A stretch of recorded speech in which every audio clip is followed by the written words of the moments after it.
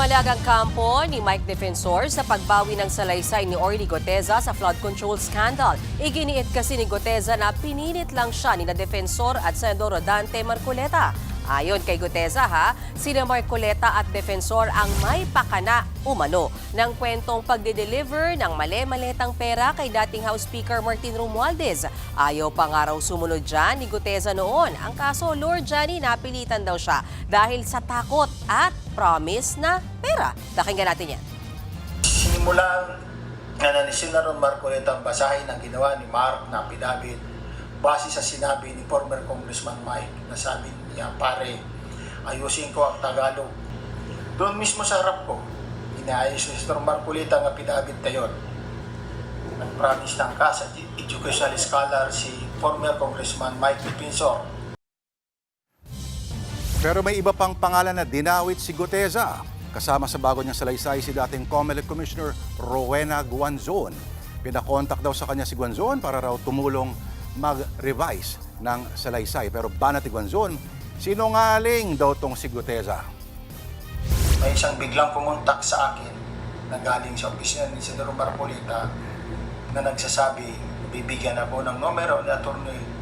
Rowena Guanzon para ako daw ang tatawag para manghingi ng tulong para sa pag-aayos ng affidavit. Dinamay mo pa ako. Isipin mo na lang. With my status as a retired COMELEC commissioner and a former COA commissioner, law practice for 25 years, and maniniwala ba sa Goteza na mag-aabogado ako para sa'yo? No comment pa silang Marcoleta at Defensor na parehong nakakulong sa kasong plunder. Pero sabi ng abogado ni Defensor na si Attorney Ferdinand Topacio may pumilit daw kay Goteza na bumaligtad.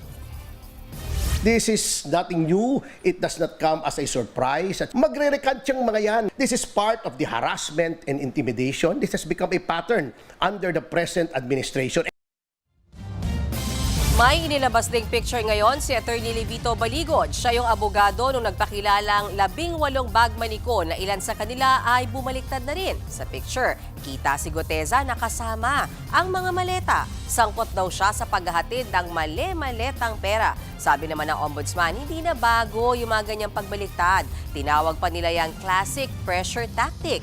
Pero hindi raw yan magiging hadlang para sa ikakaso nila kay Romualdez. Ako, lalo't meron daw silang 28 witnesses laban sa kanya. Pero itinanggi naman ng kampo ni Romualdez ang haka-hakang siya ang nagpabaligtad kay Goteza. Doon naman sa 28 na witnesses laban sa kanya. Aba, hindi pa raw yan nababasa ng kanyang kampo. Pero muli nilang giniit, wala raw solid evidence na mag-uugnay kay Romualdez at sa bilyong-bilyong pisong kickback sa flood control projects. Wala man lang forensic evidence or object documentary evidence linking the former speaker. Only oral evidence or oral testimony na alam naman natin ito yung pinaka unreliable. In all of this, one thing is common. May mga taong nag-udyok at namilit sa mga testigong ito para idawit si Representative Romualdez sa kaso. Sabi naman ng Senate Blue Ribbon Committee na nag-iimbestiga noon sa flood control scandal, ang ombudsman na raw ang bahala sa pagbaliktad ni Goteza. Ang pinaka-fast way to hold these officials accountable, ombudsman na. Tingnan mo, take the cases po yung mga ilang na napakulong na ng ombudsman ng mga official. Mabilis po. Etong pag-recount kaya na tong star witness, ano kaya magiging impact nito sa flood control projects? Magiging malakas kaya yung case o hihina? Yung Blue Ribbon, kakasabi nga lang ni Senator Erwin, bibitawan nila yung sa flood control investigation. Oo, parang Moira lang yan. Pinapaubayan na nila sa ombudsman. So, dahil ombudsman yan, hindi natin alam kung ikakalakas ba yan, ikakahina pa yan. Alala ko, classic yung testimonya ni Goteza noon. I'm sure nandun ka noon. Yes, I was about, sige, go. Yung Natagdagan ko yan. may binabasang, kumbaga, Affidavit. nakahandang testimonya to Affidavit. si Goteza. Surprise witness supposedly nila Marcoleta. At nung nag-adlib ng konti, pinagalitan pa ni Marcoleta na. Basahin mo na lang kasi.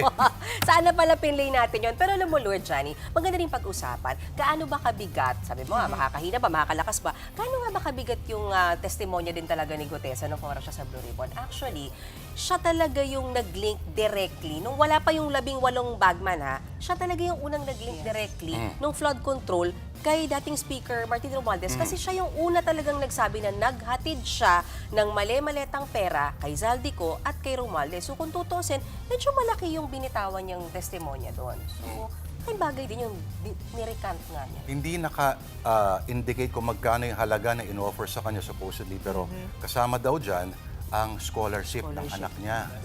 Oo, pero ang motivasyon, ano ba yung motivasyon niya para sa pag-recant? Na kinakabahan na raw siya para sa buhay niya. Kasi same day pala Matagal siyang nawala. Matagal siya nawala kasi same day na nag-testify pala kasi daw siya. Oo. Paglabas, nawalan agad siya ng escort at sabi niya, pinapirma raw siya ni Marcoleta na parang tinatapos na yung Actually, ugnayan. nag-message ako sa camp ni Senator Marcoleta, baka nanonood sila. Naghihintay pa tayo ng response, kasi maganda talaga makuha din naman talaga yung side nila. Kasi medyo mabigat din yung sinasabi ngayon nila Gutesa na siya yung nasa likod daw or isa siya sa nag-coach. Pero bago ko lang natin tapusin, kung sakaling wala na kayong sabihin, naalala ko lang, si Senator Ping Lacson, medyo magaling talaga siya tumingin ng witness, no? Ever since, wala siyang bilib dito kay Gutesa. Ever since, pinaghihinalaan niya talaga to. At ngayon, sinasabi nga niya, hindi na ako nagugulat kasi coached witness talaga yan ni Marcoleta. Basahin mo na lang. Ikaw nga, di ba? Oo. Basahin mo na lang kasi. Maganda nga yung point na yun. Itinapos ba nila yun bago kaya nagsimula? Basahin kasi. Huwag kang nag-a-adlib, Lord Lord. lang. Mga kapatid, Lord De Vera po ang inyong lingkod. Mahalaga ang pag-share mo nitong ngayon, naglipa na ng mga fake news. Para sa mahalagang balita at updates, mag-follow po at mag-subscribe sa social media pages ng Ano Pa Din News 5